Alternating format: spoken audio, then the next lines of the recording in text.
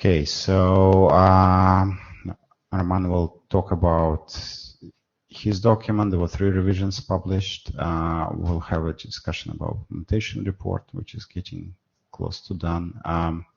Raleigh draft is nearly ready for working group last call.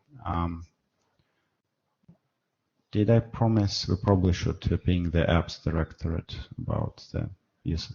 We probably should ask, sorry, it's art area directorate about use of HTTP on the document. Raleigh, yeah. Okay, so and on guidelines draft, Panos doesn't have much time to work on it, but we have a co-editor, and co-editor has a source code. So we'll expect an update soon. Okay, with that, by spec.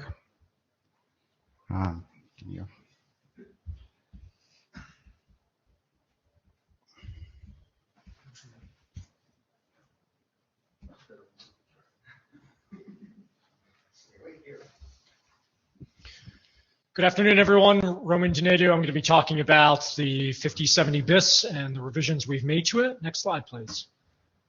Just to orient everyone that might be new to IETF v2, IETF v2 is primarily focused on revising a format to help CSIRTs exchange common information that they typically trade. So think incident reports, think indicators. And at the bottom there, you see a list of all sorts of revisions from the base specification 5070, and then some of the other work that's happened kind of since then that extends that data model. Next slide, please. So as Alexei mentioned, since we got together in Dallas, we've published 3 drafts. And for anyone that's looked at the minutes from the interim meeting we had in June, I apologize if some of what I'm going to be saying is a little duplicative. I gathered all the changes that's happened since Dallas, not since the interim meeting, to present them here for just to kind of help folks along since we didn't have such a great turnout for the interim meeting. Issues closed. I will go into the specifics of all of these with the exception of issue number 48 and issue 1.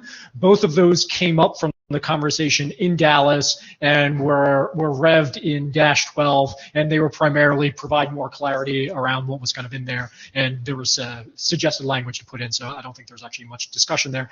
We'll jump into the details of all the rest of them. Next slide, please. Before we do that, I just wanted to orient everyone. We have a running list of all the differences in 5070 BIS from 5070, so things that actually break compatibility that aren't additive. And so in the last 3 drafts, we've introduced 2 additional things that are incompatible with version 2. First, from the bottom, we changed the format ID to have a hyphen, and this was just a consistency in how attributes are named. And then the semantics of counter at units changed, and I'll explain kind of the details of what type and unit now do to give us additional capability in the counter field. So next slide, please.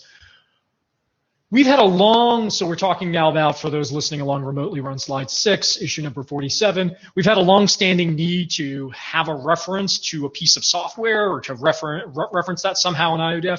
And in 5070, we punted really. Primarily, we provided a class to do that, and there were all sorts of attributes that looked like they were good, but there was absolutely no specificity behind how to use them, and it turned out to be, frankly, useless. And so what we did in 5070 is now revved it to be actually quite a lot more flexible, bless you. And we're doing 2 different things there. So first, there's support for outside specifications. So in the community, we have SWID. In the community, we have CPE. And so now there's a way to use those outside specifications, largely inspired by the SEI draft, with a way to reference a spec name, and then you put the blob in, typically the XML or actually any other kind of content that you want that's associated with either SWID, CP, or anything else you might want to add in the future. And then if that doesn't work for you, you can escape out and just put a blob of XML or text that hopefully is meaningful to you, but isn't otherwise specified in the draft. So moving on to slide 7 now, this is issue 48. We in Dallas talked about the challenge of private extensions, given that we pivoted from using first all private extensions, then into the IANA registry, then into a hybrid approach of using both. And the challenge was voiced, if I have a private extension, how do I know it's my private extension or whose private extension it might be? And the thinking from that conversation was to provide some way to say, this one's my private extension. Inspired, I think, from the discussion there was the idea of a pen registry from kind of IPFix. How do we do something kind of like that? So what was primarily done is cribbing the way incident ID now currently works in IODEF, which uniquely identifies an origin of an incident or owner of that report, and to use that same technique into two new attributes that got created. One is private enum name, which names the organization. And then should you want to, this idea of an ID that organization that's named in private enum name can kind of use, and that can be to say that there's different types of private extension this organization publishes, or perhaps the organization might want to version them, but there is that unique ID that can be used. The only downside I've heard on this approach to date is that this technique actually only allows you to use one private extension at a time. So if there's any feedback on whether that's considered a problem or this kind of approach won't work to uniquely name the source of private extensions, I'd love to hear that feedback.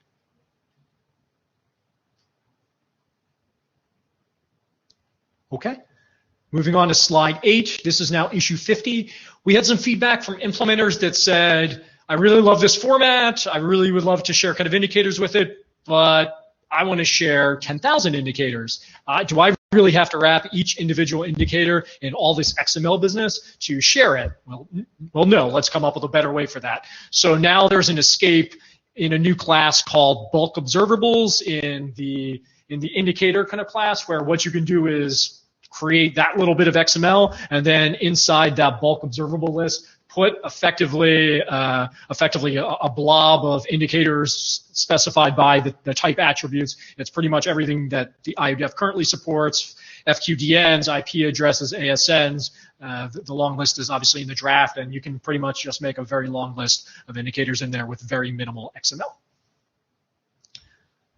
Next slide. So we're now on slide 9, issue number 51. There was concern about the ability to convey what was the observed protocol, not the port number associated with that protocol. And so there's this desire to distinguish between what I saw on the wire and what the actual port was. So in the first revision of this showed up in, I believe, -12. The simple technique was IANA has a services registry, let's just use that. So referencing the IANA reference name, you could put that in, and it should be as simple as that. The feedback to that approach was, that's great, but there's a whole lot of other things that aren't in that registry. How do I reference those? So from the interim meeting, some flexibility got added now, and so there's the ability now to, there's a more complicated class called service name, which allows you to specify a service, a protocol in 3 different ways. You can either make a call out to the IANA registry via the IANA services class, or you could include a URL that would be, I guess, an explanation of what that service is all about. Or there's a description class, which is pretty much, think of it as a free-form text blob to say, here's what the protocol I think that it is. Is that new class of flexibility cover everything that the community might want?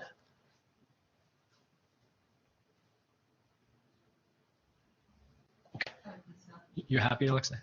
Yeah. Yeah. Well, that's how we discussed per our discussion at the interim. So I think that's. I mean, I cannot. That was your idea. Yeah. Slide 10. So we're now on issue 52.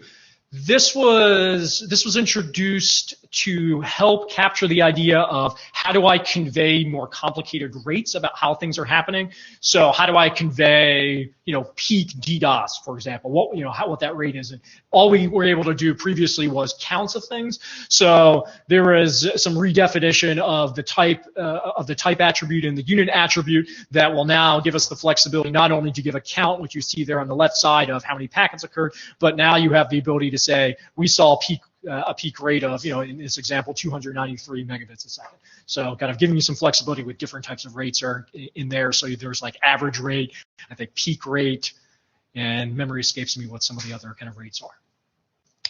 Okay, next slide, please. So here, it's just that I don't have a particular example. Taki was really helpful in processing the schema and kind of pointing out that there were some gaps about how namespace was declared. If you try to use the new XML lang, they got dropped in, I think, in the -11 draft to support internationalization wasn't exactly right. So there was a bunch of changes, honestly, kind of made about how namespaces were added and where some of the classes got dropped. Okay, so that's all the things that have been done into completeness since we last got together in Dallas. There are 4 outstanding things that we need to talk about, but before I do that, let me go through another list, which is at least my running list of what it's going to take to submit this document. There's a bunch of different reviews we want to do, and so reading kind of from the bottom, the text needs obviously just general polish, fix kind of the grammar. I'm sure there's all sorts of formatting things we need to talk through. I also believe that it would be fair to reread a number of the classes to include some of the classes we didn't actually update to make sure that they're consistent with the new way we're using kind of IETF, and just make sure they're kind of clean, and kind of any place where you've been reading stuff and you're wondering, I wonder whether it's the same thing that we put in the draft, kind of some ambiguity. Now's the time to really actually voice those concerns. We do all sorts of internal references in the document that are wholly kind of inconsistent, and we need to clean that up. We found a bunch of issues actually after 5070 got published with all sorts of kind of errata about inconsistencies between the diagram and the text, inconsistencies between the text and the schema, and we're going to want to make sure that that gets scrubbed. And we have a running list in the changelog. I don't know whether people are using that about things that are different between 5070 and 5070 bis, but I know it hasn't been getting updated kind of consistently. And since we have it, we either remove it, and that would be kind of a question to the audience: do we remove it, or do we actually polish it to actually make it complete? So I enumerate that primarily because it'd be great to have help doing any of those. So if you're interested in helping out any of those or parts of any of those, drop me a line, put it on the list. Talk to the chairs. We need all the help we can get, especially kind of fresh eyes that haven't looked at it before would probably be even the most helpful. So this brings us to the last 4 things I'd like to kind of talk about, which I would call the outstanding issues. All of them are in track. So if we can move to the next slide. So we got all sorts of feedback, not on how the schema works or what's in the schema, but actually how the schema is produced, how the schema is architected. So kind of basically, obviously there's a bunch of white spacing kind of thing. Those are understood. Let's take those off the table. But just how attributes are declared, how elements are declared, how we're choosing to kind of construct that. And the primary driver has been first, make it consistent so it's a little more readable, but more importantly, make it consistent and usable by automated code generators. And code generators have different kind of flavors, and so Daisuke has been super, super helpful in trying different revisions and saying, no, this one still breaks, make it work this way. So I think what we've arrived at is something that works, and this would be a place to get kind of feedback if you're automatically trying to parse the schema, or you have ideas and ways to make it more readable in the final instance. So the declaration of elements will now follow this convention here you're seeing to the left, which is when you have nested elements, you have a complex declaration kind of schema. They're all made by reference. So they use kind of a ref to call out to another place in the schema where every element is defined, whether it's a simple element or a complex element. We previously were nesting complex definitions and simple definitions, and sometimes not following actually the new approach. So now the schema looks, in all cases where the element is declared, it looks like the new style. If you have a preferred way that's different than this, I'd love to kind of hear about that. We're not married to any particular approach right now. The other bit of feedback was declare attributes consistently, especially the enumerated attributes. So what is done now is that all enumerated attributes are explicitly declared as a simple type outside of where they are used, so they're no longer nested definitions, and they're dropped just in a different place in the schema. And they all look approximately like that. On the mailing list, I actually have a number of questions kind of referencing that, specifically asking, are automated code generators going to be happy with this new approach? The other question on the mailing list related to the declaration of enumerated attributes is twofold. First, is there a desire to pull enumerated attributes into a separate XML document that is referenced by the base specification? So we would have the declaration of the elements, declaration of the attributes, and then it would point to all the different enumerations that we have. And the driver for that would be twofold. First, do we think that that will help IANA parse all of that and make it easier to load up in a registry? And secondly, will it make the schema more readable when the schema is processed by kind of some code generator that actually does all the documentation stuff?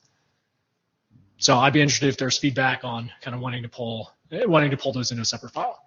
Regarding the first one, I think you can just move it in the same file, Okay. at the beginning and mark it with a comment to IANA. Okay.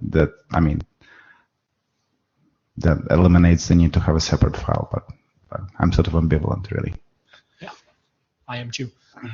So if there's interest in that, the questions are on the list. So I think an intermediate suggestion is just pull out all enumerations and put them in a block somewhere, at the beginning or the end of the schema, whatever file. So at this point, they are all pulled out. None of them are nested definitions. They are not in a blob at the end of the file. They are the enumerated attributes that are used in multiple places are at the bottom of the file.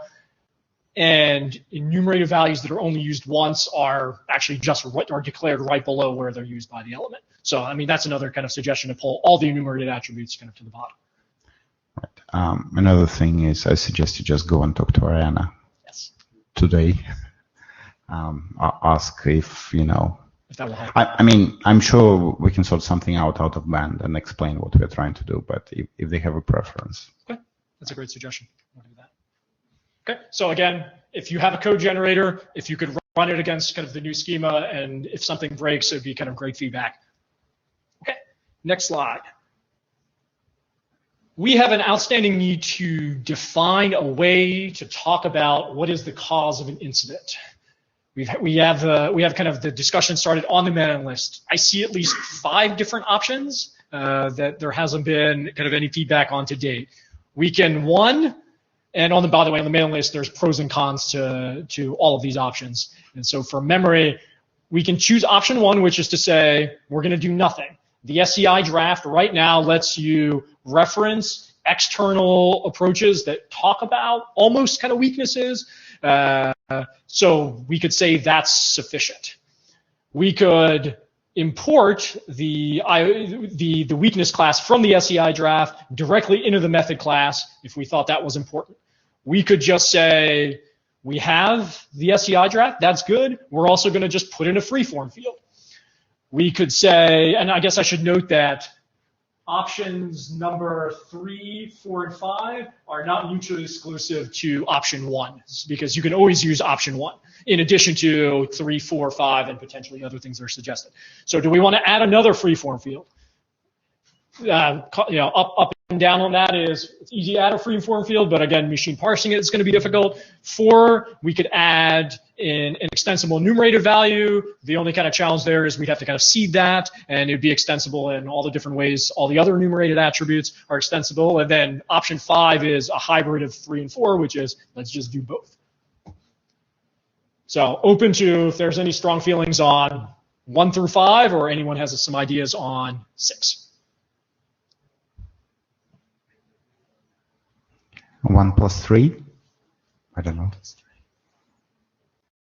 That's easy to do. Anyone else?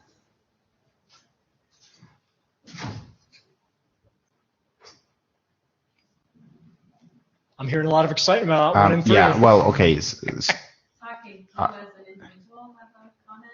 Yeah, I have, but I don't know if I can talk. No, just stay here. SCI draft, that's why I'm asking, putting you on the spot. Yeah, I think this is a good idea that you can use both 1 and 4, 5, 6, or 2 and 4, 5, 6. That's great, I guess. On the other hand, number 4 seems to be not so easy for us to determine the values of the list, I guess, because if we know the value already for number 4, people who are working for weakness has already listed by now, I guess. So going to number 3 in conjunction with number 1 and 2 would be my idea. So the proposal again is 1 and 3. Yes. You said 1 and 3 as well? Yeah. or 2 and 3, which is. I would say if you want to do something other than 1 or 3, please let us know. Please, I mean, there's a thread on the mailing list about exactly that. Okay, so this brings us to slide 15 and issue number 38. And this one actually is relatively easy, looking for ideas. We have 4 existing examples in the current document. They're a little dated just in tone, and frankly, they haven't been updated for all the different changes that are happening kind of in IODEF. So the question back out is, we're going to pull those examples out. We could refresh those examples, but what do you think would be better and more representative to put there that would enumerate both that would just show examples of what the power is kind of IODEF, or potentially show what you think are really common use cases, so it's easy kind of for implementers as they're reading the draft. I would posit, I would throw out candidate examples are showing what is a bare minimum IODEF document. So mandatory classes only, nothing else. And that's 4 or 5 lines. I would also say a candidate example is just conveying a simple list of indicators with very little kind of context, just to say if you wanted to share your text file watch list and you put it in IODEF, this is how you would do it.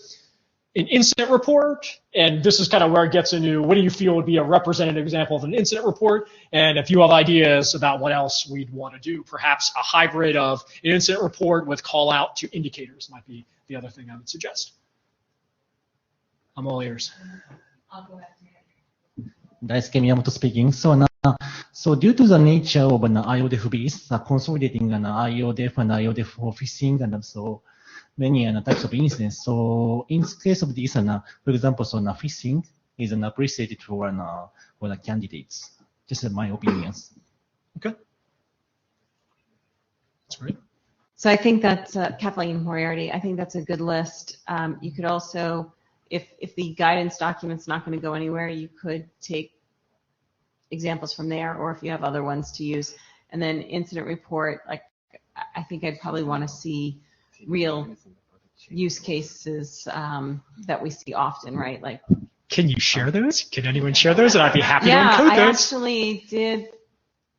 I think they aren't they in the guidance document? If they're in the guidance document, we can pull them from the guidance. If they're not, document. then I have a bunch that map to specific attack types. That'd be great. Yeah. Yeah, my thinking and if would. others want to contribute examples, that would be great too. Something real world that is relevant and other people can use. Yeah, my thinking would be if we could point to something that is a text write-up that actually is a detailed explanation of it. I'm thinking Mandiant APT1 report and then saying, and in IODEF, it would look like the following. I think that'd be really powerful. I agree, and that was supposed to be in the guidance document, and I don't think it ever got to that extent. So that would be really good. Concur. This is just information. Maybe you know that we have got a new editor for the guidance draft from this meeting. Mio Suzuki will be working for that, and he intends to include example regarding DARKNET incident information expression. For the DARKNET information sharing, they did not use most of the IODEF field. So the IODEF used for the purpose of the DARKNET should be minimal. So one example could be included in that guidance draft already by now. Okay, that's good feedback. And hearing some of this feedback, I guess there's another one I would ask. So we had previously been doing full examples in there. Would there be interest, and this is perhaps a scope question with the guidance document, would there be interest in just perhaps including snippets that perhaps show how contact can be used in all the different ways that it can be done, to show how some of the indicator stuff can be done? So basically not complete examples, but really exercising how perhaps some of the less commonly used classes might be demonstrated. There's, I guess, a scope question we got to figure out. Alexei, just speaking personally, you can spend as much time on this as you want, really. Yeah. So I know that some other working groups, like they have like example as MIME messages. This is separate information RFC. So okay. It is an option. I think it's sort of up to you how long you want to wait for until this is complete. I'm good with 4. Yeah, I think my preference, it's fine to have few examples as long as they're syntactically correct. But Kathleen Moriarty. So I'm fine with a few examples in the main document. And then since the guidance document has gotten some new energy, then Exactly. putting more in there would Yeah. be very helpful to anyone looking at it, trying to figure out how to use it. So yeah, I think those are That's- really good things I that think we that's a should good make idea. note and put in the guidance document. Anyone else? Okay, perfect. Thanks. So this brings us to related DNS, slide 16. So out of Dallas, we had 4 options about what to do there. And so to refresh everyone's memory, related DNS was this idea of we currently have the ability to represent most of an A record, but wouldn't it be really great if we could do all the other ones? So that turns out to be fairly heroic. We had talked about 4 different options. We said that there was a JSON representation that Paul did. That's option 1 you see listed there. There was something on the list about comma-separated values of DNS fields, and that one was a little underspecified. There was option 3, which was let's not specify at all. Let's just say that's additional data. That's for someone else to kind of sort out. And ultimately, the group rallied around option 4, which was no, we really are going to put that into the spec and go through the time of working through those classes. So that was coming out of Dallas. There was some delay, and then at the interim meeting, we kind of talked about, well, we haven't really made progress from the kind of the quick look at Paul's draft, which is option 1 that just did it in JSON, and then looking at can that be made a little simpler. It turns out, no, it's actually fairly complicated to do. So the options are really, do we still want to put it in 5070 bits, or do we really revisit option 3, which is separate draft? And are we talking about XMLizing JSON, so sort of doing translation from JSON to XML, or do you want to wrap JSON XML or? Well, to be honest with you, I guess that was proposal. I mean, that was the thinking with proposal 1, which is takes Paul's thing and just say we drop JSON into XML or try to kind of convert that. And there was, as I recollect the conversation, a lot of pushback on doing that. So I did finally find the thing I told you about. So it's in weirds. So Not familiar. all right. Okay. So Roman and I have had a side conversation. So there is a definition in weirds, which is kind of a automated whois replacement, which does include a bunch of information about DNS, and it might be able to. And so that's RFC track. It is JSON. They do have other representations, but it might be usable to crib that data model for DNS. So I did the sector review on the draft, but honestly, I don't remember enough details to be able to kind of just do it. Chris Anasio, Carnegie Mellon.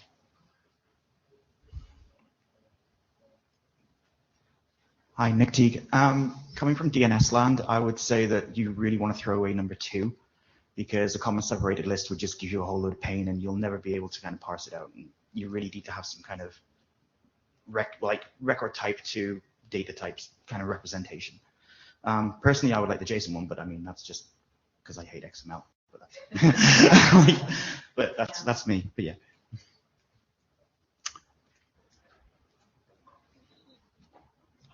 I mean, listen, the options are start anew.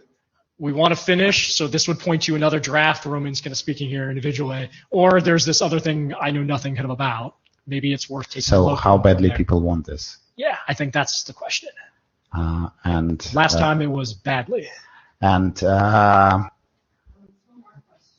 related to that, yes, it's. If it was JSON, would it get used more?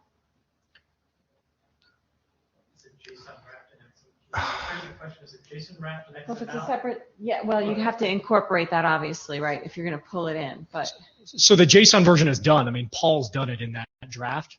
But it's just a draft that's dead. Yes, yeah, that's no, right. And it was experimental. Yes, that's right. But it's a nicely written draft. It covers everything we want it to cover, but it's JSON. Does that matter to folks in the room? Like, would you use that separately? Is that something we should progress? And does that make it make sense to have this encapsulated? Or do we do it in 2 formats, or we just put it in XML and will it get used if it's in XML? Nick had a preference, so maybe.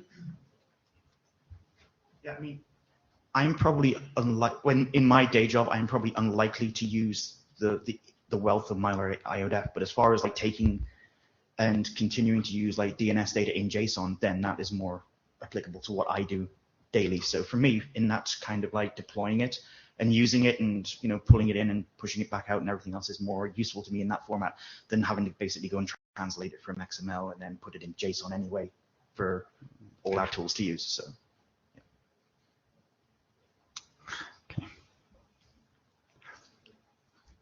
Who else is excited?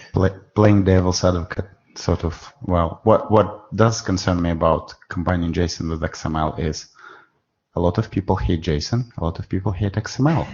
Well, they just hate Perfect. No one's happy. But then it'll be a true standard, right? Marriage of convenience. But if we were to do that again, we have some logistical issues with Paul's because it's experimental, and it may be expired. Well, it is expired. Well, we can talk to Paul and see if he's willing to do it here, if he is willing to give it away to somebody else, or if he's, you know, even if he's unwilling to help us, nothing prevents somebody from copying his draft and, you know, but. That's right. And it's we can change the status. I mean, it doesn't have to go experimental exactly. If we're, you know, if there's interest in people want to use it in that condition, so, or as JSON, so. I'll reach out to Paul. Yeah, maybe put this out to the list, see if there's other interest. I'm not quite sure or convinced what the right way to go is, but I think the conversation is good to have. If you want, we can both talk to him, or you know, or three of us, or whatever. We can do that, and then there's the suggestion to look at weirds. Would be the other thing. Oh yeah. Yes. Yeah. How complete is it? It has an IANA registry. Oh, weird. Has IANA registry for what? For so Weirds has a number of different encodings for. It doesn't have XML for data representation, but it has an IANA registry for all the different things that it can express, and it has a fairly complete DNS. But I haven't crosswalked it. Okay. Paul's looked, you know, fairly complete. Like everything, single record type that I've heard of was there. So. That was my assessment as well. Yeah, but so I mean, with an IANA registry that already exists, then maybe we just inject the ones that are missing via, you know, expert review request. Are you volunteering to help? At least to the extent of cross-checking whether there is what's the difference between the two? Absolutely. But so this time we're going to actually, when I walk down the hall and say, "Tell me that," you're going to tell me that. I am. And the Weirds work is done, right? So all of the specs are published. It's running code. It hasn't gotten too much use yet, but there is some use of it at this point, and it's a matter of population. And that could have some advantages, right? Because everybody in the incident response space is going to have to switch over to RDAP at some point from Whois for some of their functions. So there could be some advantages if there's enough there, or if we just need to update registries. Okay, so you're saying communities are close enough that they might sort of cross-pollinate naturally, so. Do you agree? Yeah, I mean that transition has to happen. Yeah, and okay. A community of incident responders relies on that data pretty heavily. Okay. Another question related to this, are we doing, I think I'm hearing that it's probably a separate draft anyway.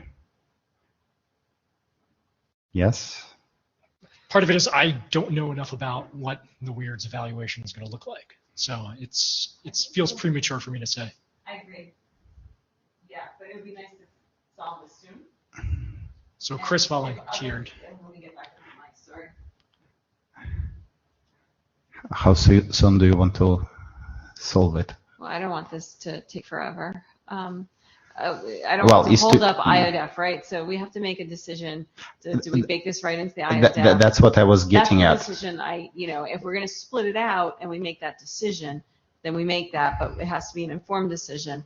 So it's a matter of looking at weirds, seeing if that might be if that's there, I'd say that's probably the strongest answer, rather than creating yet something else. Sure. That's my opinion with no hat on. See if there's more opinions on the mailing list. And maybe do it like in a 2-week poll or something like that, so that we get a turnaround to figure out, how do we move forward, but it has to be an informed poll. Sure. And the other thing is, so it probably is going to be a separate document. Do you make it a normative reference, or do you just, and then once your document is approved, it gets stuck in RFC editor's queue until the other one is either done or everybody is dead? I'm also well, you wondering- probably still need to write a bit more about, subject to what's in the RFC. It might be good as is, just by reference, or it might require a bit more work. So I'm not clear. So what I'm also wondering is, depending on what we decide here, other groups like DOTS might find use of what we do. So do we ask them, figure out what we're thinking, and maybe that makes enough of a difference in terms of what will actually get used? Don't we have chair of this group? I am. So, We do have the chair. so here. putting that And on, a few active. so I feel like having an external document that kind of captures all that DNS would generally be kind of useful. I mean, that's in a sense what Paul tried to do. So again, I'm hedging my bet here because I'm not sure what weirds is exact. I mean, I'm not familiar with kind of with that work. So how that will manifest itself, isn't clear. My rule of thumb would be the following: if we think we can do it in about a page or two, then I would say drop in 5070, because that would suggest to me not a lot of work. If it's going to be more than that, then it's another draft. And that's what I think we kind of talked about at the interim meeting. And the conclusion kind of coming into this meeting was it was going to be more than a couple pages to do. So my recommendation would have been another draft. So I feel like that's still the metric for me. Hi, Nick Teague again. Not so much on whether it should be a document or anything else, but just a mention about weirds is, and also other things going on with DNS is, it's probably, weirds already gives you an extensibility, a level of extensibility. It already encompasses a logic around internationalized domain names and unique, encodings, which I don't think the JSON one does. So you have those considerations as well taken into account, but also because us and everybody else in the world is currently bolting things on a BGP and DNS and anything else we can find, then to have that extensibility in there means that you don't then have to keep revisiting your documents to add those on when it's already been done elsewhere. So another opinion. Yeah. I think I think it's an excellent point. If somebody else has already done work and it's extensible, we might as well use it. Yeah. We'll put that in the poll. Maybe make it a short poll with info like that. I think that kind of makes it a no-brainer. But that's my personal opinion. Okay. So I think the first action item is somebody needs to compare what's in the weirds document versus what's in Paul's document, at least completeness of stuff, and send a message to the mailing list. So Chris Ignacio has volunteered for that. Yeah. Okay. So that's it. If we could back up to the outstanding issues. Sorry, Not no, too much. The ones, Yeah. that one. So we just went through, those are the last 4 that are left. So I think we talked through the way ahead on, honestly, all of those. I reiterate, needing help for the things underneath in the table, which is editorial review, the consistency review, managing the change log, and whether the write-ups on the classes are complete. These are all the known outstanding issues. I guess I will ask, is there an issue that you feel like has been voiced and we're not tracking, or is there something that you want to put on the table? I think I might have one small email-related one, but that can be a working group last call comment. So UML related? Email-related. Email related. I just. Okay. That's great. I think other than the related DNS, well, it's sort of depending how much your organization of the schema you want, how much else you want to do. Barring more feedback, the only reformatting that's going to happen is spacing. Okay, so there was just reordering of moving things in one block or something. Yeah, that's already done as of 14. So the spacing would literally be, the indenting is not consistent. Okay. It's actually that's. Did you want to still move enumerations in one block? Oh, yeah, if we want to move enumerations to the Okay. bottom. I was actually going to wait to see what Diana said before I Right. check, 'cause it's a That's lot fair of enough. text moving labor. So would you rather do another revision before we do working group last call, or? I mean, we can always do more than one call should we need it. These Yeah, should not affect. The thing is, if you are moving stuff around, even if you're not changing anything, Okay.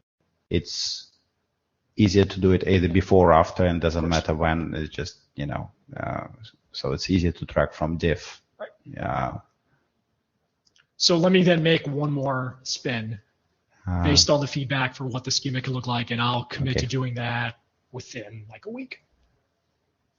Excellent. And then I think whatever we do with related DNS, we can separately sort of last call this specific change. It's going to be a very particular discussion point anyway. So we'll wait for your revision and then working group last call. Right. So what will help with that from the group is, again, how do we address this one? And so this is back to the idea of how do we deal with the cause of the incident. So again, if anyone had a better idea than 1 and 3, I think is what we chose. We just talked about reorganizing the schema. I have queued up some of the examples that we can drop in. I'll look at the implementation draft and put that incident report kind of in there. And then we just said we table the related DNS. So one question regarding to email. I think we had a phishing extension draft. Are we going to deal with that? One option could be that your draft is going to copy that, or are we just going to leave it as it is? I mean, in this case, it's not compatible with the version 2. Good point. I hadn't actually thought of that yet. That's a good question. So I think the two things you suggested are, would the extension itself get rev to make sure that it can be included in V2? Or the question is, are all the things that are already in the phishing draft, can they already be done in V2? I don't know the answer to that. I suspect you can't do everything in V2 that's in the extension draft. I have not looked whether it breaks with some of the changes that have happened. But we should do that. And we should take a look at perhaps any of the other extensions as well. Okay. Good point.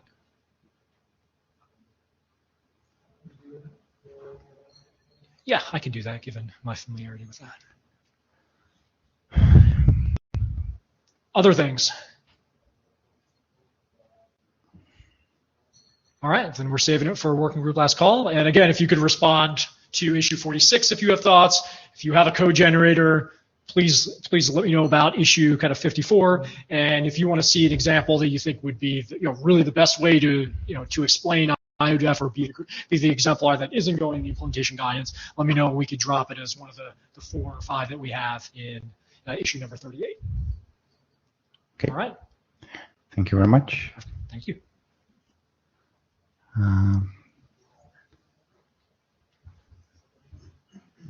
Next, we have implementation report. Hello, this is Idm Ef speaking. So my implementation report, this draft provides an collection of implementations that support an IETF, including proprietary products and open source softwares. So next slide, please. So in this update, this version, we will write about support of ISAC, Information Sharing Analysis Centers, and that findings, and also support other implementations, AirSearch, CyberFed, and trend micro sharing systems. So next slide, please. So these are issues about doing these years, and so in this time, so just talking about ISAC support and other implementations. So next slide, please. Okay, so let's go ahead. So sorry. So APWG is an anti-phishing working group and the biggest region for countering phishing. And they also need to collect information in a structured way. So they're using an IETF for their reporting tools. So this is the findings. So this is the case studies of an IETF was supported by an ISAC. Next, please. ACDC is an different but the biggest correlation or countering botnet. And in the context of botnet, different as in APWG as a countering phishing and ACDC is botnet. But in case of a different context, they are also using an IODF for collecting informations. So to the ACDC says IODF is one of supporting format. And also they also need other types of information collecting methodologies, but IODF is one of them, one of supported format by ACDC. So next slide. Ren Isaac is a special interest group about research and education network in US, and this is also an Isaac groups, and they are really similar and interesting use of an IODF, and they recommended to use an IODF attached provided by the notification emails. So they send the email, and IODF is attached in this email. This is really similar to NATO's and CIMS collaborative incident management systems, I think. And so next, please. So these three and Isaac are supporting IODF, and so these are other implementations. So AirCert, that was provided by CERT of Carnegie Mellon's Software Engineering Institute and CERT divisions, and that was designed to automations and to collect informations and use SNML. Was implemented in a combination of C and Perl, and maybe Chris knows everything. Yeah. So next, please. Also, this was intended for a large-scale distributed deployment, and eventually the ability to sanitize data to be shared across the domains. So this is an explanation of AirCert. So next, please. So this is a U.S. Department of Energy CyberFed. This one by an Aragon National Laboratory, and this also supports an IODF in their systems. And the systems is the production is automations, automate something, automate correction, automate converts, and they use IODF message wrapped in XML extension to manage a large array of indicators. So next, please. So there's these types of documents can be shown in an IOD minor implementation version 05, and so this is an explanation about CyberFed. So support a multiple exchange format including IODF 6. So also an IODF is one of the supporting format by CyberFed. Next, please. So Trend micro sharing system, this is on TBD. So now maybe we will finish in maybe next IETF Yokohama, I think. So next, please. So this is a summary of progress. So we are doing section 2 and Isaac support in this IETF, and section 3 is an open source implementations and read agent and IODF SCI and NASC 6. And this might be almost done. And section 4 is a vendor implementations, including proprietary products. And section 5 is a vendor with planned supports. Section 6 is another implementation. This is the last portion of an ongoing. Oh, no problem. Never mind. So what I want to say is that the authors are that this draft is going to be completed, but the authors are highly appreciated your feedback. These types of information, these types of implementation supports IODFs. So such kind of information is really appreciated, and otherwise we will so prepare about larger Roscoe, because our envisioned portion was this portion, done, I think, and the ongoing portion is the last portion, trend micros runs. So next, please. So this is summary of a history of updating.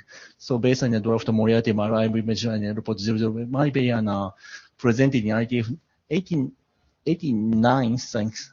And then updated on Mantis and CIMS and other blah, blah, blah, blah, blah. And in this IETF and APWG and ACDC and Isaac support was described, and the AirCert CyberFed is provided. And the envisioned updates is on trend micro sharing systems. And so if again, if you have an information that product, the software supports IODF, please provide this kind of information to the mailing list. Thank you very much.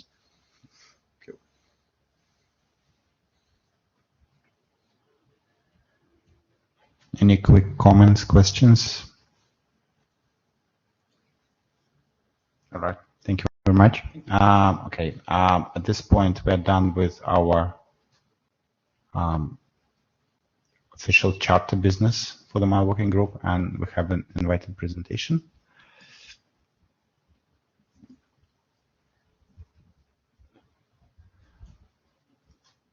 So first of all, I would like to give you a short outlook, what I would like to tell you. So, oh, my outlook is, the agenda is already gone, but no, never mind. I'm a researcher of the University of Applied Sciences in Darmstadt, and there we had some projects, and yeah, as you might know, if you have projects, you have problems or challenges, and I would like to give you a short overview. What was the problem I faced and how I tried to solve it. And later on, I would like to have your feedback and what you think about this work. And so let's start with who I am. My name is Jessica Steinberger. I'm working at the University of Applied Sciences in Darmstadt, and I'm a PhD, an external PhD of the University of Twente. So next slide. And I'm focusing on mitigation and response. So this is the main topic of my PhD. Next slide. So as you might know, we have some network-based attacks, and I just mentioned one which was quite big in the newspapers or in the news. So there's an NTP distributed denial of service attack. So next slide, please. And what we do in our working group is we make the detection of those attacks based on flow-based data. So we have NetFlow or IPFix, and we detect some kind of anomalies within this data, and you can find some outliers, and that's basically all. Next slide, please. And what I try to do is to mitigate or react somehow on these, what they detected. So my topic is not basically the detection, but what is done after this. So, and there are some possible solutions, for example, clean the traffic, reroute the traffic and whatever. But another thing is make people collaborate. So next slide, please. So what I would like to do is make people collaborate in the context of internet service providers. I know that's a challenging topic because those people actually do not collaborate because of competitor stuff, and this is, I think, a known topic. But next slide, please. Next. So the scenario I was focusing on is we collect the NetFlow data or the IPFix data, we analyze it, find some outliers within this data, and then we want to notify collaborating partners. So this is the scenario which I tried to visualize here. Next slide. But I didn't want to reinvent the wheel, so I just had a look on all these formats which already have been published, and you find a lot of them here. And then I focused on intrusion detection and incident management. And I made a survey. Actually, I made two, and sent out this survey to several mailing lists of network operators and asked them if they already knew or are aware of these existing formats, or if they had heard of it, or if they use them. And the answer was basically that more than 80% do not even know about these formats. Next slide. So next. What we have is kind of a security event. It looks like this. So typical 5-tuple from NetFlow. And we have some additional data, for example, related flow to this suspicious flow we detected, but we do not have basically all this information you provide in IODEF or Idm Ef. So next slide. So what I tried first is to map NetFlow into Idm Ef or IODEF, and it looks like a bit complicated because what actually happens here, you have to put them all into the additional data. So except the IP address and stuff like this. But the other data I have from NetFlow goes to the additional data section. So, and the next problem I faced was that if I have more than one suspicious flow, I have to generate a lot of IODEF messages, because the bulk stuff was just added right now, right? The bulk. Yeah. Yeah. If you want to take feedback on that IODEF message there, so you use additional data to represent the TCP protocol, you did Proto 6, you actually can put that into the services import class. Okay. Okay. Yeah, but the others go there. So, okay, next. So out of the survey, I received the feedback that people do not like to change, or I think the internet service provider, people do not like to change the network. They want, because they do not have the resources. I'm aware of Taxi and Stix and Cybox, but the feedback was that they want to have something that that is easily to deploy and works like out of scratch. That's the reason why I focus on my messages. And I recognize that for at least for Germany, people work on XAF. So this is this format here. It has 3 containers and has a JSON readable part inside, and you can have a log file and a human readable part.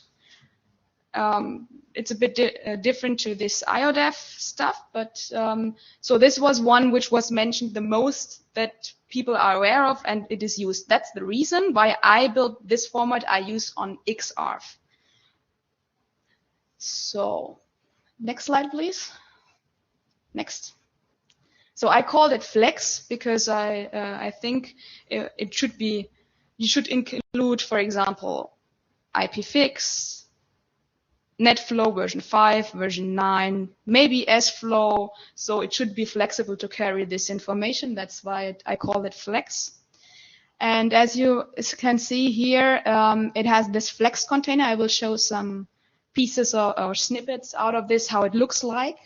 You can see that I added a MIME signature and it's encrypted because I thought, okay, we will have this privacy issue and people do not want to share actually NetFlow or raw NetFlow data. So if you have a trusted partner, it should be somehow secured. And I used the transport SMTP because it is available in all of the sites and Stomp. So that's why these transport protocols I already used with Flex. Next. So this is how Flex look like. It's an ASN1 structure. So I think you can easily parse it. And as you can see, we have a settings vector. So it's where is this suspicious flow detected? What kind of flow information I am going to transfer, which version, do I have additional detection fields? That means maybe the detection engine is able to provide me, is there not behind this, this network or whatever? So I can add additional detection fields, detection engine fields. And for some reason, it might be interesting to have more than just one flow. And you can have correlated flows inside this as well. So this is basically how Flex might look like. Question: is there any particular reason why you chose ASN1? I think it was basically the decision of XARF and the guys from Jayan, so I just adopted it. Also, they're already using ASN1 for something else. For the XARF format, it was mentioned, so I just used it for Flex as well. Basically, the difference between XXAF is XXAF and Flex. XXAF has 3 containers, and you have 3 times the same information, and I thought that's not needed, and I skipped it. And I had this this kind of representation for Flex.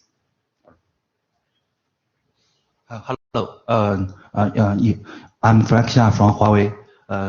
Firstly, I just say I like your idea because we also have the same idea by extended or by using the IPFix to collect the network flow information to help to detect the network attacks. And we also have some drafter. I have one drafter in DOS working group. So I think we really need to discuss later. Okay. Okay. And then I have several questions. First is that does your research include the content that how to what information, what net flow information should be concluded and can be used to detect the network attack?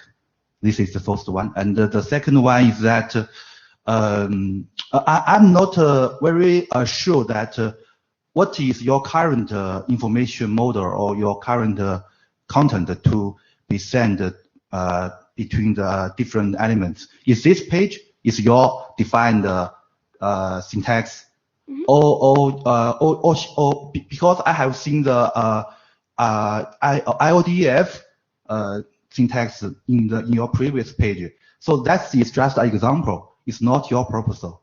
This is your proposal.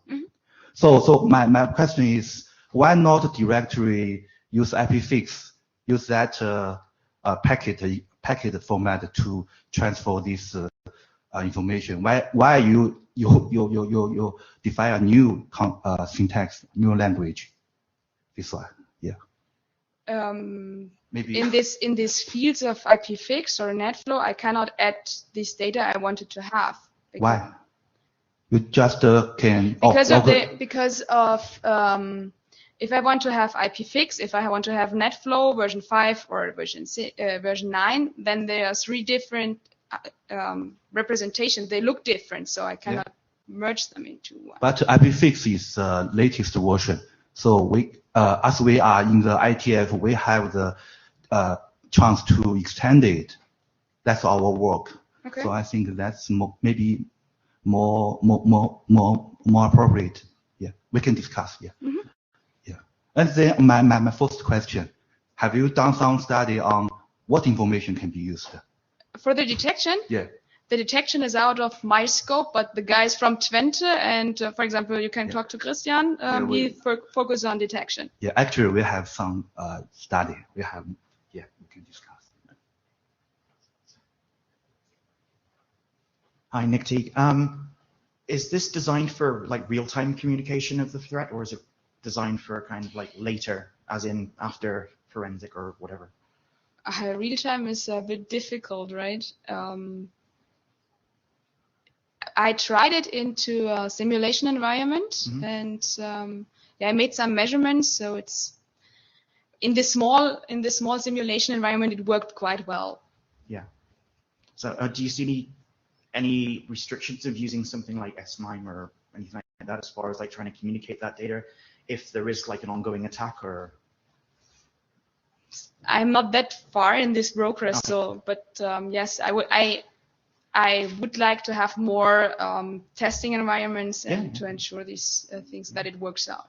Okay, cool. I mean, we've looked into like the threat communication thing quite deeply. I mean, if you want to have a chat sometime, then just find us or check out the whole docs thing as well, because we're doing a lot on there. But yeah, thank you. So I think I'm done. So. So we have discussions.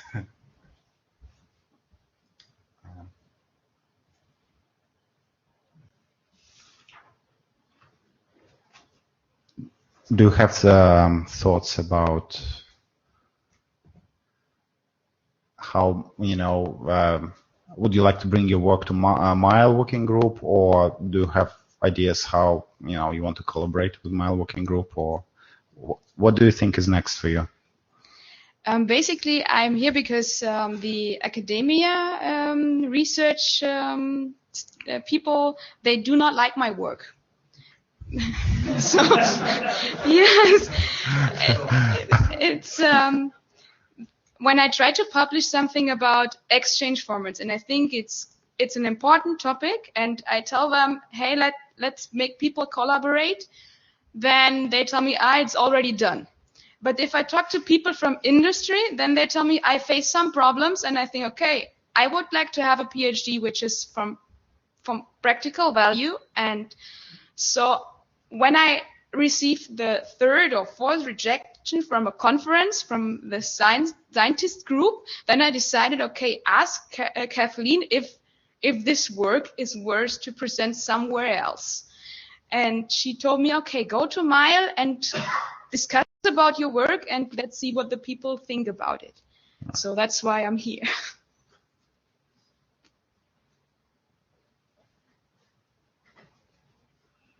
Go ahead. Hey, Nick, I was just going to ask, as far as, I think for me, it's the word collaboration, because I'm trying to understand what, because if you're using DDoS as an example, right? Usually for collaboration, it's a case of because you want it to stop, you know? Yep. So if you can't communicate it till after the fact or now all your analysis and it's already gone away, then the collaboration is questionable as to what you can achieve from it. Similarly, if you're with DDoS as well, so many things spoofed and everything else that flow data has, I mean, half the time you just want to say it's an NTP attack and then just block all NTP coming in. So that's where the collaboration thing, I suppose I have some, I don't have doubts. I'm just like, I just want to understand what what's at either end of the collaboration and during what time frames does it occur, and what are you trying to coordinate with it, I guess is the question. What I would like to do is, for example, in my network, I detect something suspicious, and then I can inform the other collaborative partners, and that this kind of approach moves to a proactive approach. But for example, if in the network A you detect this attack and B does not receive any peaks or stuff like this right now, but maybe later on because it is a scan out of this list, then he might already have some configuration and does not get these effects inside its own network. So I think that is worth collaborating and exchanging information. Right.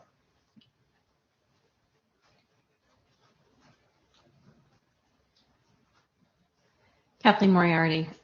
So thank you very much for coming and speaking and sharing these ideas after doing all of your research. I think that there's definite value, at least because you've done work, value in your collaboration, because you've done this work, you've done research, you've experimented a bit, and I don't know what would happen with your exact work yet. I think more discussion would be needed. It might also be worth figuring out if there's any plugins with what's happening with XRF already, since that's used by the MARF and it was out of the MARF working group, and it's used by the MOG community. Is there a plugin there? Because then that would be a very direct fit.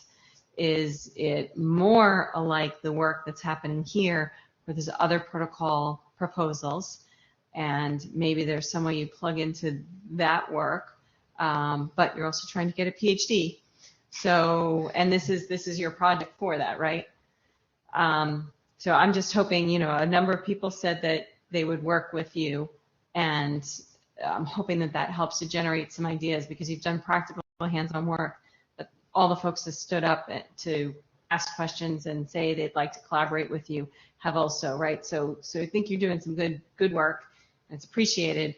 And I guess I asked too for those collaborating with her, if this isn't going to go forward, can we help her with ideas of what would be useful?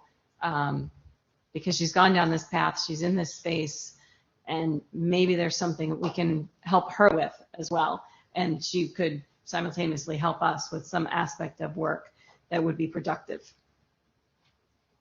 And maybe you have specific feedback from Germany that's helpful to the group as well, right? So I think that's one of the benefits of this group, and you can see from all the folks standing up throughout the meeting, they are from different parts of the world, which is important.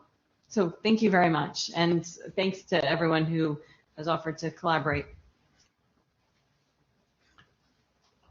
And the other thing from the MILE perspective, if you try to use IETF, so if there are any things that you think are missing, I think we are probably at a good point to fix or add stuff if it's low-hanging fruit, hopefully. And okay. So, thank you. Right. At this point, I think we're done. Any other business? Any other comments, announcements?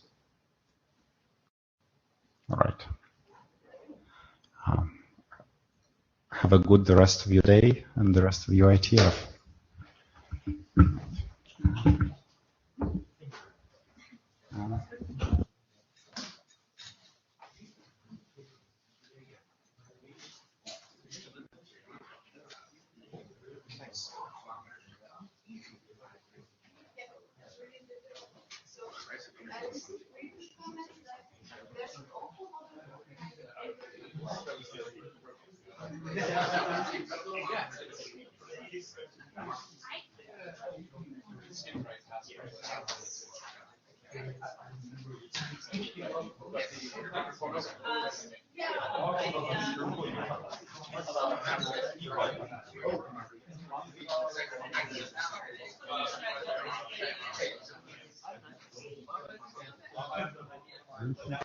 Blue sheet.